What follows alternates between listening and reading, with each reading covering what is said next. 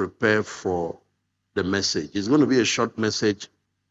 Ecclesiastes chapter 7 verse 1 said, please, can you put it up? Let everybody see it.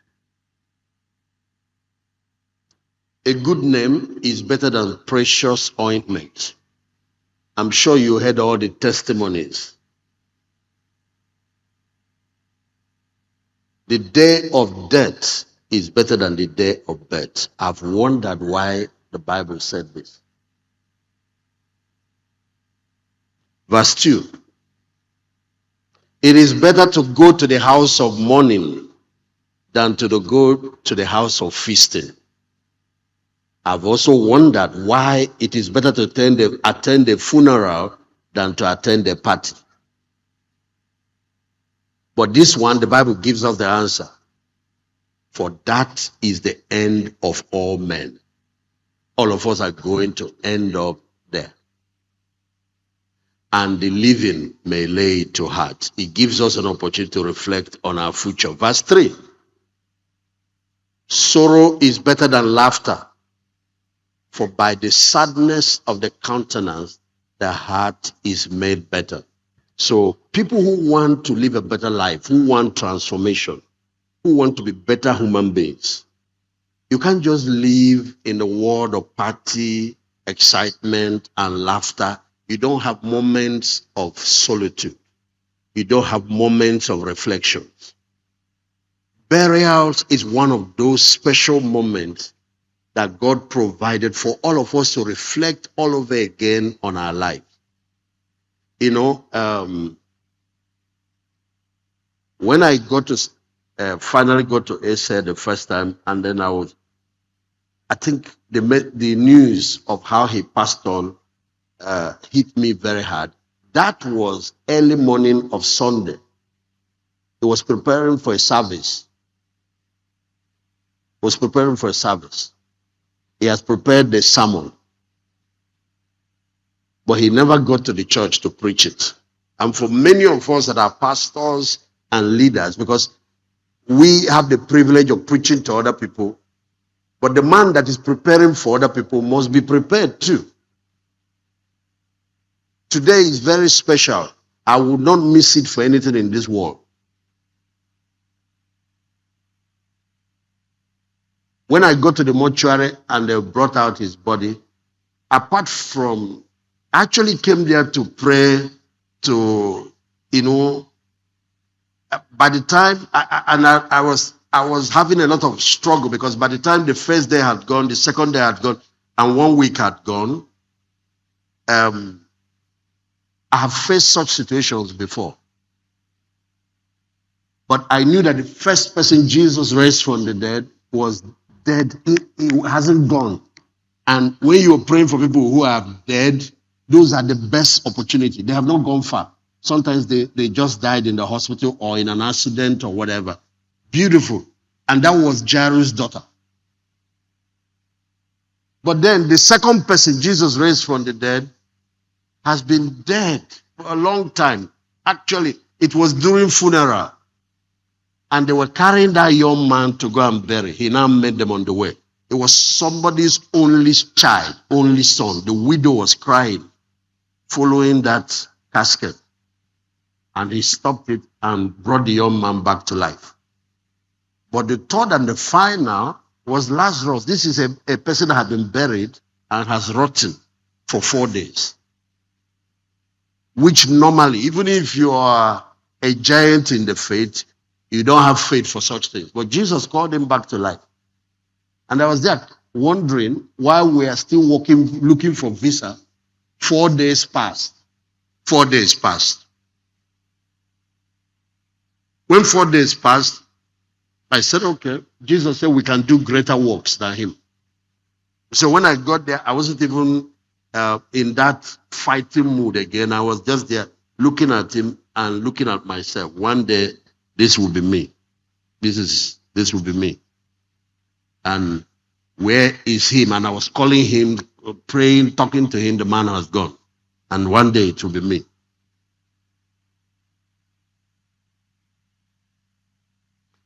Opportunity to visit those who are sick in the hospital. Opportunity to visit funerals. opportunity to visit mortuary, preaches more than all the preachers in the world.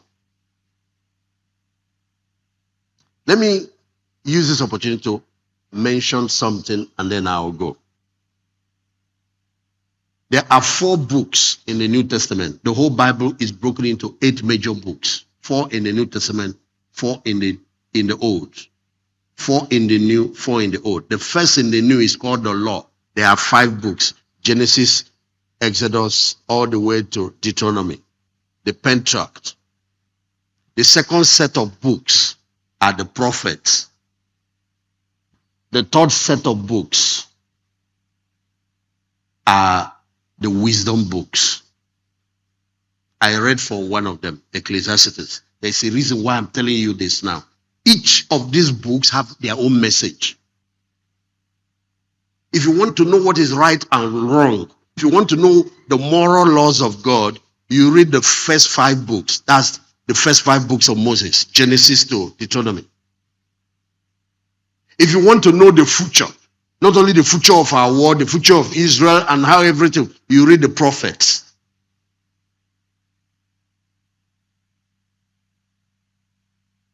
But if you want to deal with the affairs of this life and succeed, you read the wisdom books. There are 5. You have Proverbs, you have Ecclesiastes. Then in the middle, you have Job. After Job, you have the book of Psalm and Songs of Solomon. In the New Testament, you also have 4 sets of books. Of course, what completes the Old Testament is the last book we call the historical. These ones kept the records of everything that God has, all the dealings of God with the children of Israel. It started with the book of Joshua, the book of Judges, the book of Ruth, 1st and 2nd Samuel, 1st and 2nd Kings, 1st and 2nd Chronicles. Then you have people like Esther and Nehemiah and the book of the priest. What's his name? Ezra. 12 of them. They all have their purposes. In the New Testament, the 4 books that represent the New Testament canon, like the law, are the 4 Gospels. Then where the prophets wrote their books in the Old Testament, it is the apostles that wrote in the New Testament. They call them the epistles. The epistles. So God used the prophets in the Old Testament to write. He used the apostles. The historical books in the New Testament is 1. That's what is called the Acts of Apostles, that kept the record of all the dealings of God from the day the Holy Spirit came all to the end. And then the final book is the book of Revelation. What is the essence of the wisdom book? I want you guys to hear this. Everybody listen to me. Everybody listen to me. Whether you are a preacher or you are just listening. There are questions about life. For example, the man that we are honoring today, saying bye-bye to, left in the middle of his life. I just had a discussion with him few weeks before I heard this news. What is the discussion? That his assignment, he told me that he has, because he has burned over 10 years in South Africa. If you go there, he just finished dedicating a brand new church. I promised him I was going to come and do a major program for him after he built that building. So what we're discussing is that his time, he has finished his assignment in South Africa. He has had that discussion with his family. The man is a doctor, is a PhD. Some news. What kind of news is that? What kind of news is that? Now, in ministry, there are things, even in Christian life, and even in life, there are things that are confusing. There is nothing like God told anybody anywhere. I said, okay, did he know when he was talking to me that his time here? But if he knew, why didn't he? We were talking about the next phase, not about leaving the earth. Now, I want to answer a question because even theologians find it hard answering questions like this when things like this happen. And you need to know that the man we are following passed on at the age of 33. He left his followers left his apostles confused. Of course, the man that was going to take up the ministry after him, Peter, went back to his profession of fishing, abandoned the ministry. The reason Peter kept on with ministry after going back to fishing is because Jesus rose from the dead. I want us to know that there is something about Christianity that is at the heart of it. And if that thing is not there, even me here, I will not be here preaching. I will not be a preacher. That thing is the fact that there is resurrection from the dead. This thing does not end here. It does not end here. It does not end here. It does not end here. It does not end here. Christianity has conquered death. Christianity has hope beyond the grave. And those who are preaching the gospel must be able to preach it completely. What causes us to be shattered is that we're only planning for this side of life. We don't look at eternity. The modern church and most of the teachings is about success and how to succeed on this side of life. You're only preaching half-truth. What you're preaching is true, but it's half-truth. Here is what I want to show us. When you come to the wisdom books, the primary wisdom book, and Solomon wrote it at the prime of his life as a young man. When God blessed him with wisdom, he was wiser than any man that has ever lived. Is the book of Proverbs. The message of that book is that there is something, a law, something invisible that is not obvious to the natural eyes that is governing this universe. And that's what is called wisdom. And he discussed it in that whole book. This thing he calls wisdom is God's moral law, a combination of his spiritual, moral, and natural laws that God created that govern this universe. Can anybody just come up with a phone, please? Just watch. Ladies and gentlemen. Sir, please, thank you. But I'm going to do something radical. If it breaks, I'll buy you another one. Just watch now. This is a phone. I don't know, this might be very costly, but I'm going to leave it. It fell. What made it fall? There is a law. We don't see it with our eyes called gravity. That just brings this down. And how you will know that there is a law in operation is that if you take this TV up, it falls. If you carry that wood up, it falls. If you carry a human being up, where you see something happening consistently, there is a hidden law in operation there. Now, wisdom is understanding what is in operation here and learning to cooperate with it. So there are laws for success. There are laws for marriage. There are laws for leadership. There are laws of morality, like moral laws. For example, the 10 Commandments. You can see now, I just told you when I got to the hospital, to the mortuary, and they brought out his body, and I was looking at it. It was now an opportunity for me to preach to myself. Because this is somebody that prepared a sermon, woke up early, and got ready to go and preach, and he never delivered the last sermon. There are some men of God on their way to program. There are some men of God have different situations after preaching a sermon. And then it was my own preaching. I came to help him, but he was the one helping me. I came to save him. He was the one saving me. He was the one preaching to me.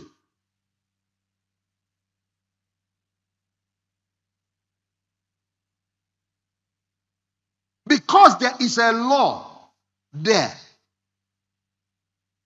you will only be wise to pay attention because you're also going to end up there. There is a spiritual law of sin and death. And because Adam brought this law into motion, all human beings born of Adam will go through that. I thought that the Son of God, who is Jesus Christ, should have been exempted from it. So it will do you good. Wisdom now is learning those laws. And even if you don't understand everything about it, to learn to live your life in submission to them. Because you see, if I argue against gravity and go and jump out from a height, what happens is that the law destroys you because these laws are no respecter of persons. They are laws of health.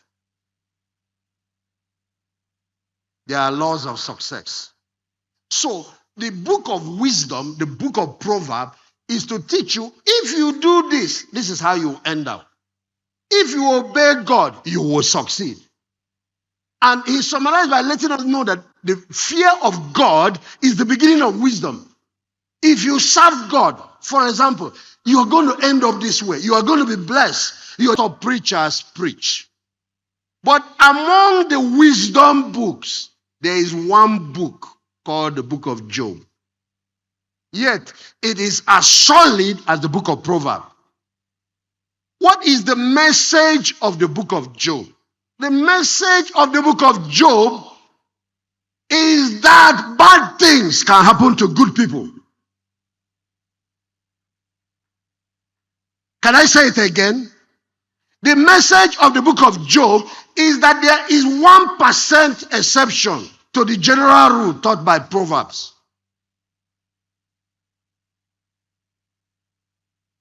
So they introduced that book with a perfect man that feared God.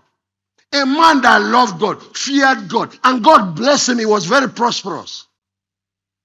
Then all of a sudden, the man we call the devil went to the presence of God, had discussion with God, and after that discussion, he left. Next thing, Job lost all his children. He had 10 children. All of them died in one day.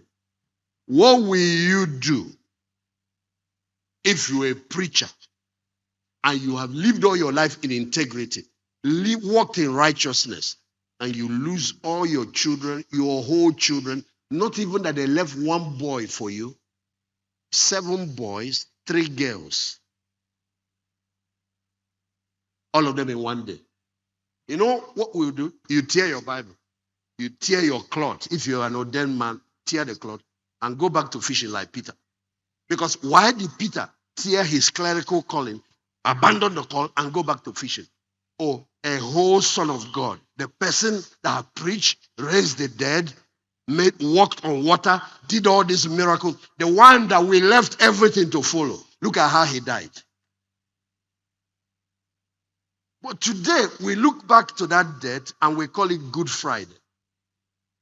Because the book of Job tells you that when tragedy happens, that is not the end of the story. It's like a person that is watching a movie and he got to a point where everything looks so bad. Don't conclude the story there. It has not ended. The end of our journey is the resurrection of the dead. What helped Job in the midst of all that is that he said, the Lord gave, the Lord taketh, and he said, blessed be the name of the Lord. And then he made one statement that shocked me. He said, though he slays me, yet will I trust him. And Job said that because of one thing. He now wrote in his book, because even on that final day, I will still behold him. If you don't have hope beyond the grave, this life will take you out. There are some confusing things that happen in this life. I know it's 1% that defies the rule of proverb. But do you know what 1% of 8 billion people looks like? 10% will be 800 million. So 1% is 8 million. Where you have 8 million exceptions to a rule. If you share it out to the number of countries we have on earth, if we have about 200 countries, you will see each country getting about 400,000 examples. Why did Stephen die? He is a man of God.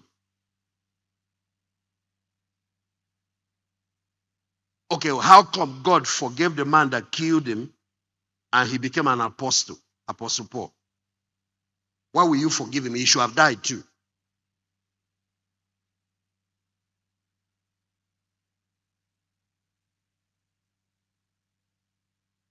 So the Lord explained this thing to me. And one of the things he taught me is, in life, the highest and the most honored people, and that's one of the reasons I'm here.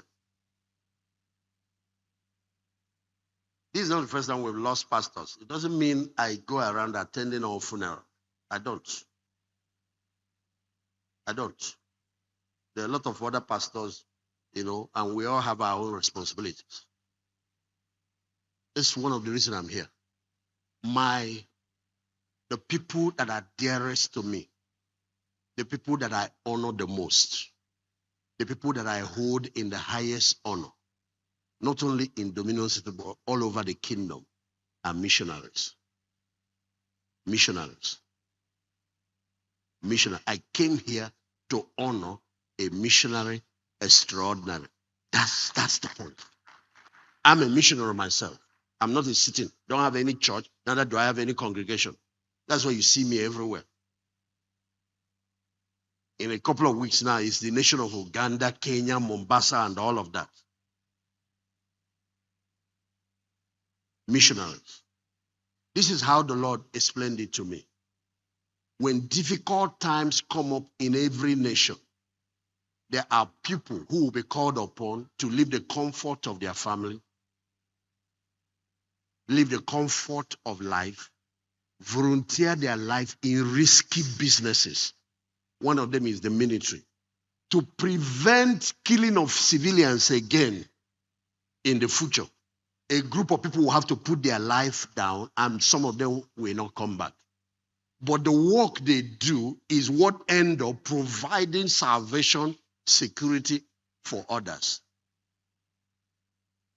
Soldiers, when COVID hit the world, there are people, they call them first responders, doctors, that will have to go in the battlefront and face this thing head on.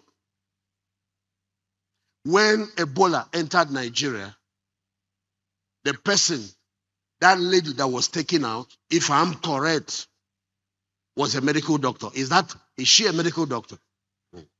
That one man brought death that could have killed millions of people. But another woman put her life down to be able to stop what would have killed the rest of us from going. That's why such people in heaven are given special honors. And that's where our Lord Jesus falls in. He could have come here. After all, he was God. He was the controller of life. Live 1,000 years, drive Rolls Royce, build estates, and then at the end of the day, what you'll be reading is how many estates and how many cars he has. Is that what you read about the apostles? Is that what you read about Jesus? Is that what you read about Stephen, Peter, Paul, or any of those Christians? Why did they all die for this cause? Today, salvation can come to millions of people because of their sacrifices. We have missionaries that brought the gospel to us here. Some of them died of malaria. I was reading about one particular woman that had only 2 boys, and they were doctors. So when they came to their church to look for missionaries that would come to Africa, the first son went, and he died. When they finished the burial, whether they brought back the body back to England and they finished all that, you know what she said? He said, Lord, I don't have any child anymore left in my womb. I've passed the age of bearing. But this boy has a brother. And they are talking about somebody to go and replace him in the mission field. Let his brother also go.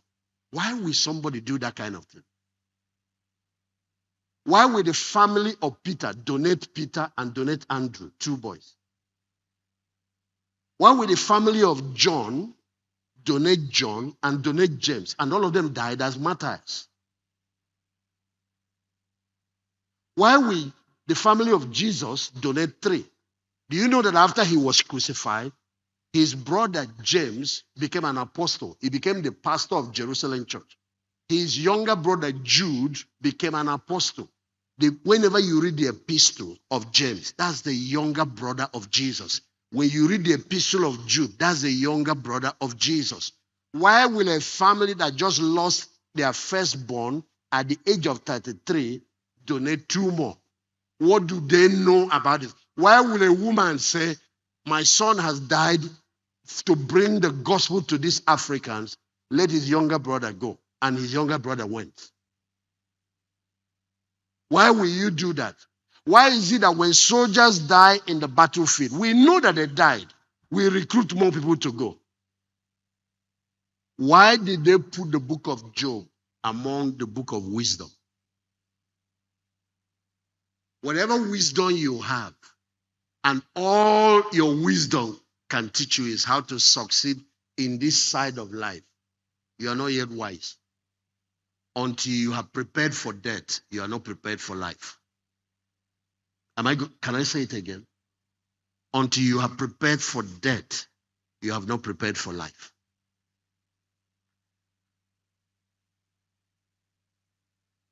Until you have prepared for death, you have not prepared for life.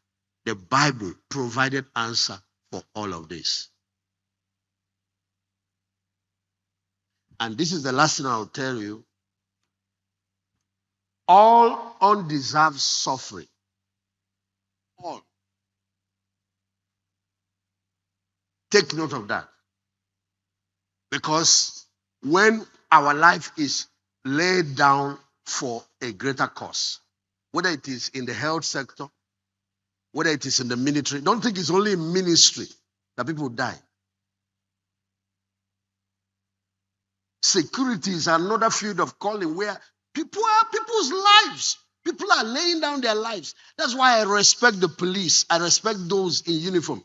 Because when you see them, sometimes you forget that this is somebody's father. This is somebody's brother. Especially if you like to waste the life of policemen. If you like to waste the life of security men, you forget that that's somebody's. He's doing that job. I know that some of them abuse their job. There are many fields. Many fields. There are people working inside gold mine, and sometimes the gold mine collapses on all of them. There are people walking inside the middle of the sea, inside water. There are people walking in the moon and in space. So it's not only ministry that you find challenging and risky, but there is something that is a law that undergirds life and death. All undeserved suffering, all has redemptive value. If you see an armed robber die for his crime, his death can't save anybody. The reason the death of Jesus can save the world is that he was not dying for his sins. I want you guys to take note of that. Isaiah 57, please put it up. Oh, I need to go. Okay. All undeserved suffering. If you lay your life down for a worthy cause, that life that is laid down produces redemption, salvation for people that are left behind.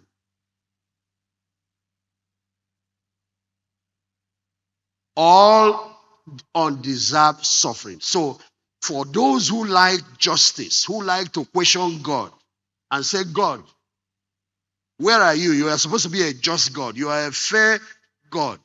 This is what we have read throughout the Bible. What is going on? You also have to understand that there are some things God does in his wisdom we don't understand here. When we all finally meet, we will see. Because that day, I would like to know, why did they crucify Peter upside down? But the whole of Europe got the gospel after he did that. Why did they have to behead Apostle Paul? Why was Stephen martyred? This young man came out to serve you. And while you are asking that, God will ask you, why do you think I allowed my son to be crucified on the cross? That is what salvation costs. That is what redemption costs. But to protect them, to prolong them, a group of people will have to rise up and risk their own life. That's why on that day, when it is the judgment day, it is not the civilians that will be awarded crowns and honors. It is the time for pacifying and other warriors, other generals that fought and laid down their life for the redemption of others. One good thing about this self-sacrifice is that some people lay it and go to war, some sustain wounds, bullet wound, and still come out alive. Some people have gone and lived till old age, who fought in battles, in front lines. It's not everybody that went to Nigerian Civil War that died, whether it's on the Nigerian side or on the Biafran side. But one other thing that we can tell you is that if you enlist in the army, there is no guarantee that you will be the one that will survive. If you enlist in the army, there is no guarantee.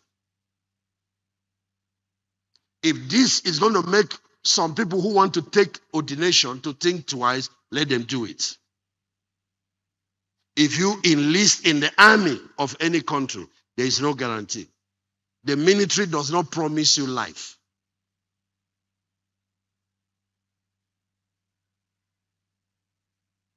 As a matter of fact, the person we are following said, I was not forced to come and do this. It's of my own will. I laid down my life that I might take it up.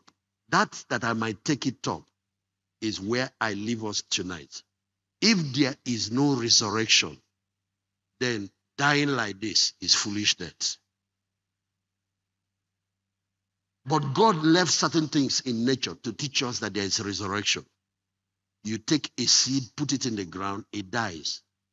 If you go the next day or 2 days or 3 days after and open up that place where you planted, what you see is manure. Just like the same way when we bury people, you go there and look at their body. You see manure. You see skeleton. But you cover the soil, leave it. Rain falls on it. After a while, that thing that has just died, a new life, you call a tree, comes out of it. That's what resurrection. That's why everywhere in the Bible they use planting a seed to illustrate it. Today we know something called recycling. Brother Mike, if you burn water now, burn water, you're cooking, and you fill a pot with water, you can heat it, boil, and finally it all evaporates and is gone. Spirit has gone back to spirit. Water is gone. That thing that vanished will condense, and that's what finally comes back like fresh rainfall that we call rain. They have discovered it in science and found that the matter cannot be destroyed. Actually, one of them said matter cannot be created nor destroyed. It can only be converted from one form to another. When you say that this stone that you have destroyed or this iron that you have destroyed, you have not. It breaks down back into its constituent elements, and from where you can create that thing all over again. Now, in human beings, they have traced it to something called DNA. How is it that during resurrection, that everybody will come back and will be able to recognize who is Pastor David, who is Pastor Ifeanyi, who is everywhere? Because once a tiny particle, those of you who are doctors know, of your DNA is preserved, you can be reproduced all over again. It's like the architectural drawing of a building. You can burn a building with fire. As long as you have the architectural drawing stored somewhere, you can reproduce that building. It's so serious that we can come to this man and take only a pinch of blood only. Not even his hand or head. From your blood, your whole you can be reproduced. Now they do cloning. They do all of that. Yet we don't yet understand the secret of life. But the person that created life is the one that came, died on the cross, was buried for 3 days to show that he died. They used javelin, pierced his side to really show that this is death, that he's not faking it. And after they killed him on the third day, he came back for life. And when he came back, He came back with all the Old Testament saints that have died for the past 4,000 years.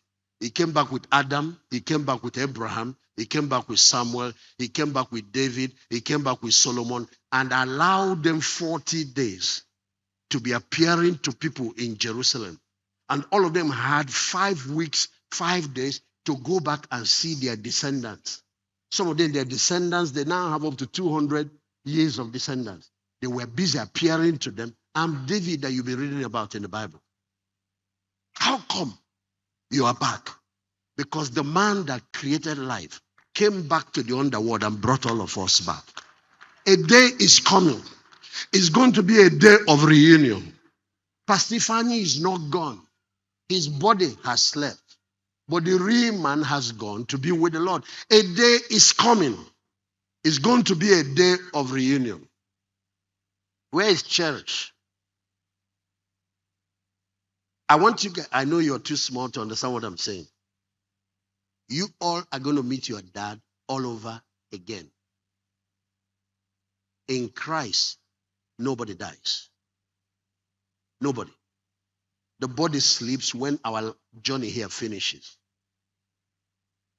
The spirit, which is where all the DNA and everything that holds the beauty of a human person, goes back to be with the Lord. And one day, it will be your turn to meet your husband again. The only thing different then is that there is no more marriage. But there are friendships. There's brotherhood. There's family. There's everything wonderful. But there's no more marriage. And I understand why there is no marriage there. Because in that new life, there is no more death. Marriage is necessary here so that we can be reproducing as we are dying. But in eternity where there is no more death, you don't need to be increasing population when nobody is being removed. Are you hearing what I'm saying? That's why angels don't marry. Those that attain resurrection don't marry. Because you can imagine if you give all of us endless life here in Nigeria, but no death.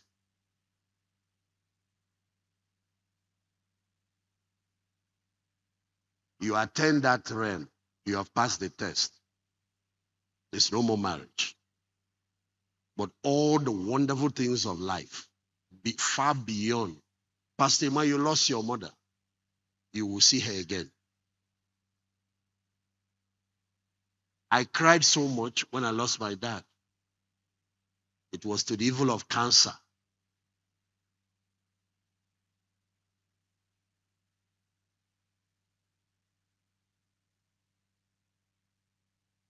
But you will see him again.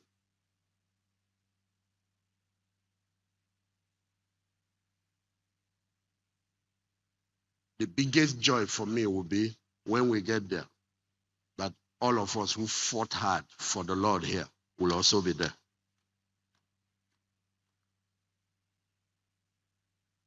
All of us.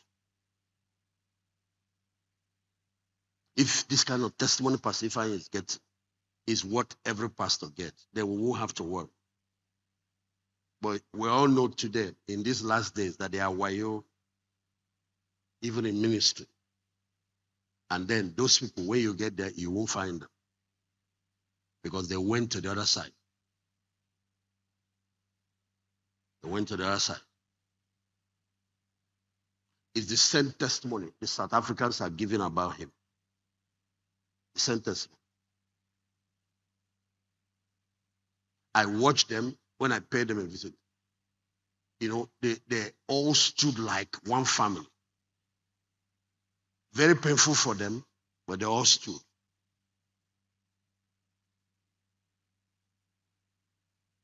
It took us a lot of wisdom to finally get them to even agree that he has gone anywhere. 2 weeks. These people were praying there and they refused to accept that their pastor has gone anywhere. Even when I got there, me that came to encourage them, it was tough. I played around for 3 days. I couldn't. How do you tell them? His wife was not in the mood to listen to anything. She was even, there were some of my friends who were pastors who had their churches. I sent earlier on while we were coming. And when she fought all of them off, some of them came to talk to me. A lot of these general overseers came together. They were his friends. Some of them he helped, even when he came, he was pioneering his own work.